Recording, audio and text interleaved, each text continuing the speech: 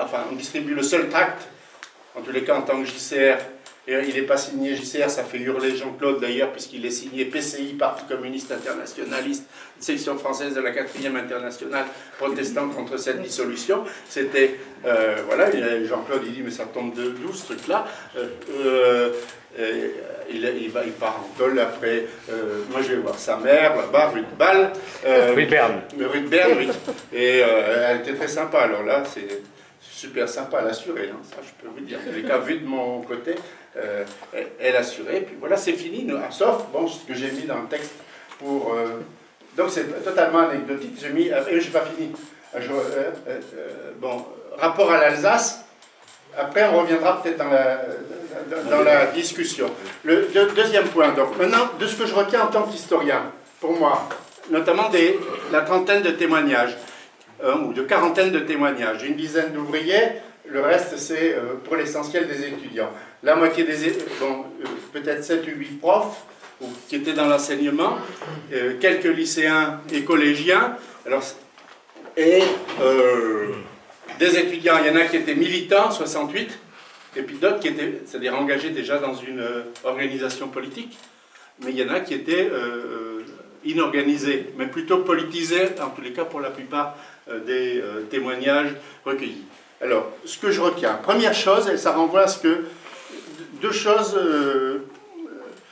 bon, qu'a dit Armand, parce que ça me semble extrêmement important, et c'est à travers, en collectant les témoignages que je me suis aperçu de ce qui était fondamentalement, ce qui était ressortait comme essentiel, c'est l'idée de prendre la parole. C'est-à-dire qu'on n'est plus obligé de se taire ou d'obéir, on est acteur. Et ça, je pense que c'est un élément extrêmement important et qui revient pratiquement dans tous les témoignages. C'est-à-dire que l'idée de « on a osé » et en osant, ça a changé des choses.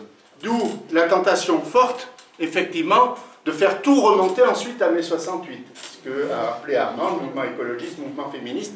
Je peux vous dire, féminisme, pas tellement en tous les cas à Strasbourg. Si vous regardez les photos, il y a 3/4 de garçons et très peu de filles. Donc, il y a quelques filles qui étaient assez actives dans le mouvement, mais c'était quand même essentiellement dans la tradition très masculine. Écolo, bon, mon frère raconte toujours, lui il était en fac avec Wechter. Wechter il s'intéressait déjà au hamster, donc, parce qu'il était en biologie, mais c'est tout. Bon, effectivement, il y a... C'est venu ensuite. Oui, c'est ça. Donc, après, bon, il y a le cercle Chiquelet qui se constitue, mais, encore une fois, autonomisme, on ne savait pas ce que ça voulait, en tous les cas pour les étudiants, il y en avait certainement pour qui ça avait un sens, mais pour ça voulait strictement rien dire. Et le drapeau, alors effectivement, il y a eu un essai qui a été fait sur la fac de lettres. Un jour, il y a eu des drapeaux de toutes les couleurs. Il y a eu du vert, il y a eu de tout. Du noir. Du noir, mais le noir, il est resté.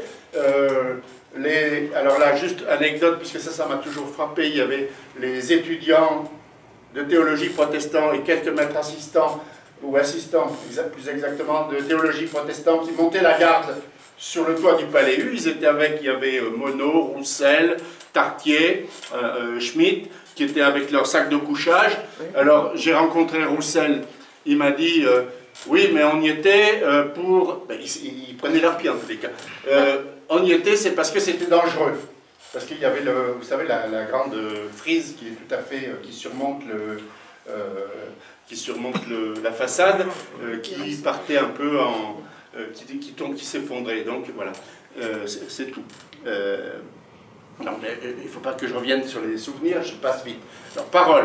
Ensuite, donc après cette tentation, et là il faut faire attention pour l'historien, de bien faire la part des choses, c'est-à-dire de décrire, par exemple, comme l'acte de naissance de, hein, puisque c'est comment dire, oui, c'est abusif en termes d'origine. Ce qui est moteur, c'est l'idée qu'on peut prendre la parole et que quand on prend la parole, ça transforme... ça a une action, il y a une efficacité de la parole que l'on prend, que ça embraye sur du réel. Deuxième élément, je les donne dans le désordre, c'est les acquis.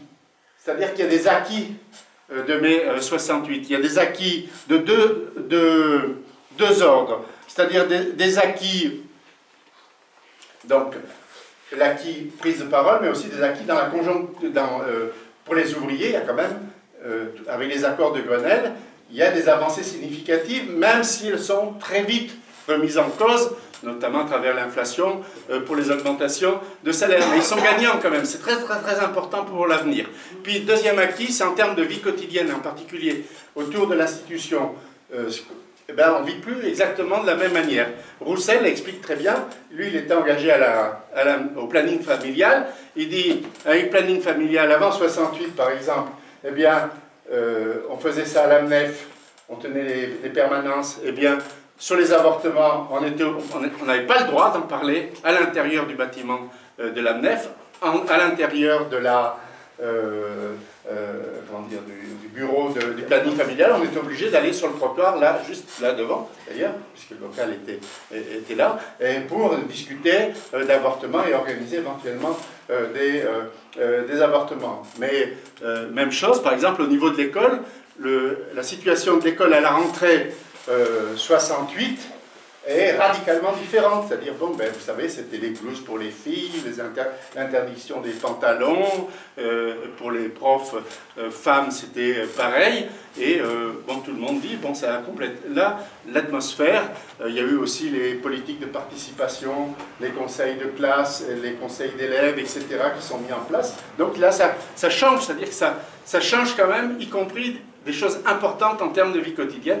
Ce que moi, en tous les cas, je ne voyais pas du tout dans ma vision, comment dire, même historienne, forgée par mon calque, voilà, parce que nous, on s'en fout à la limite des acquis ou pas d'acquis.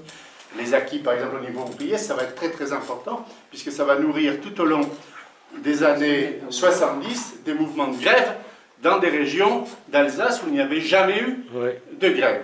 Ensuite, troisième point, après, il y a ce que j'appellerais la distance. C'est une question qu'a abordée Armand. C'est-à-dire que si on regarde, effectivement, eh bien, le mouvement, il est très, très limité. C'est-à-dire que, pour le mouvement étudiant, il est à Strasbourg et il est un peu à Mulhouse. À Colmar, de toute façon, il n'y a pas d'étudiants. Il y a une grève au lycée... comment il s'appelle, pas Camissé, Bartholdi, voilà, au lycée Bartholdi, mais c'est pas grand-chose, enfin ça pèse assez peu. Ailleurs, contrairement à ce que je pensais, il y a peu d'établissements scolaires qui sont en grève. Hein, ça reste donc, le mouvement reste très isolé dans sa composante jeune. Après, je vais être amené peut-être à nuancer, et très isolé dans sa composante ouvrière. C'est-à-dire qu'il n'y a jamais de grève générale en Alsace. La grève, elle est générale, et encore à Mulhouse. À Mulhouse, le poids de la grève est extrêmement important. Mais juste sur Mulhouse et le bassin potassique. Et ça ne dépasse pas Mulhouse et le bassin potassique. Même dans les vallées, Guebwiller, tout ça, il y a Münster, Saint-Amarin, le mouvement de grève est pratiquement nul. Grève un peu chez De Dietrich, mais la grève chez De Dietrich, elle a lieu à la fin du mouvement, c'est-à-dire après les accords de Grenelle, parce que les patrons de la métallurgie ne veulent pas céder. Donc il y a 3 ou 4 jours de grève. Donc c'est un mouvement quand même isolé. Et puis il y a Timken à Colmar, et puis après il y a un peu de grève, une qui a beaucoup d'impact, c'est celle des cheminots, parce qu'effectivement là les cheminots occupent aussi bien à Strasbourg qu'à Colmar et qu'à Mulhouse, et qu'ils envoient des cheminots un peu partout pour déclencher la grève, mais c'est le seul secteur poste, ça reste très limité, affaires sociales, tout ça, ça reste... À hôpitaux, et encore. Moi, j'étais à l'hôpital. Ah, ben alors là, il faut discuter, parce que la grève n'est pas tellement suivie dans les... C'est les médecins qui faisaient le service des infirmiers. Où, à Strasbourg? Oui. Bah, pas trop vu ça. Combien de jours? C'était 15 jours. Et t'es en grève tout le temps, et tu m'as rien dit. Alors là, c'est grave. Alors là, Marie-Hélène, tu m'écris quelque chose, parce que là, ça va pas dire. Donc, non, mais ça reste, effectivement, il y a quelques services publics. Avec, effectivement, et là, j'ai un témoignage absolument extraordinaire de gens qui vivaient Mais après, pour moi, c'était étranger, parce que tous les étudiants là, qui voulaient passer leurs examens, quand il y avait l'Assemblée Générale, ils votaient, puis après, ils rentraient chez eux. Alors au début, c'était pure bénédiction, parce que ça permettait de préparer les examens, et après, c'était pure malédiction, parce qu'on ne pouvait pas passer les examens. Mais entre-temps, ils étaient chez eux. Et donc, de l'énorme distance, en dehors des villes, par rapport au mouvement. Dans toutes les campagnes, eh bien, on fait...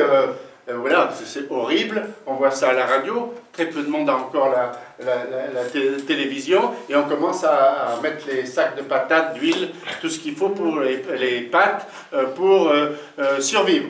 Bon, c'est vrai d'ailleurs, loi, mais je suppose que ma mère, elle faisait pareil à Strasbourg, donc la connaissant, je sais pas si elle faisait non, mais c'était une grosse activité. D'ailleurs, dans la presse, c'était dit, dans l'Alsace, il y avait une description apocalyptique de fin du monde, où il n'y a plus rien, c'est la fin du monde, tout est bloqué, tout est paralysé, ce qui ne correspond pas à la réalité. Et ça, c'est difficile à... Si, il n'y avait plus d'essence. Hein? Il n'y avait plus d'essence. Oui, encore en Alsace, c'était pas un vrai problème. Il suffisait d'aller passer le pont, même si c'était pas facile aujourd'hui.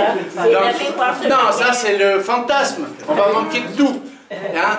Et on n'a jamais... Les magasins, ils n'étaient pas fermés, ils étaient approvisionnés. On n'a même pas eu de crise de beurre comme il y en a eu il y a 3 mois. Donc il ne faut pas exactement... Non, mais ça c'est la distance par rapport à la campagne, mais y compris en ville. J'ai interviewé, puisque là ils ne m'ont pas fait de texte, 2 jeunes strasbourgeois, l'une de la Krupno, l'autre de Neudorf. Eh bien, pour eux, c'était ailleurs. C'est-à-dire qu'ils écoutaient à la radio, pareil. Il y en a un qui m'a dit ah oui, c'était un feu de joie, mais sans plus, quoi. Et très justement, il dit on s'intéressait à ce qui était de l'ordre du fait divers, mais pas du tout du politique. Éventuellement, celle qui était à la Krupno, il y a son parrain qui avait 30 ans, il allait voir un peu ce qui se passait à la place Rose. Ils appelaient la place Rose la place devant la fac de droit, et ils allaient à la place Rose voir ce qui se passait. Et il y en avait, alors là c'est autre élément que je retiens, énormément, mais un nombre significatif de jeunes ouvriers ou de jeunes qui étaient dans la vie active, qui venaient à la fac. C'est là il n'est pas là, Antoine. Oui, et d'habitude il vient toujours, alors que lui c'est l'un des héros de mai 68 pour les étudiants. On avait trouvé des ouvriers de chez Kiri qui étaient venus à la fac pour discuter avec les étudiants. Alors là, le pauvre Bauer, permanent de la métallurgie, il a débarqué immédiatement pour les sortir de ce guébier. Mais il y avait énormément de jeunes. Bon, par exemple, ce jeune parrain de ma copine à Krupno qui allait à la place Rose pour voir. Et eux, ils étaient du même âge, donc ils n'hésitaient pas à se mélanger. Mais il y a d'autres témoignages. Il y a par exemple des témoignages de Marmora et Engasser, qui ont tous les deux été ensuite des permanents de la CGT, des responsables de l'UD CGT, qui disent nous on était à peu près sur la même longueur d'onde que les étudiants. On allait au meeting du PSU, c'était le temps où Rocard faisait ses grandes déclarations sur... il était maoïste, la période maoïste de Rocard.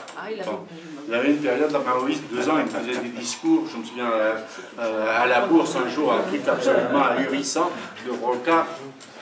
Bon, alors ça c'était grâce à l'influence de Frédéric, certainement. Ils avaient une tendance maoïste aussi, avec Badiou.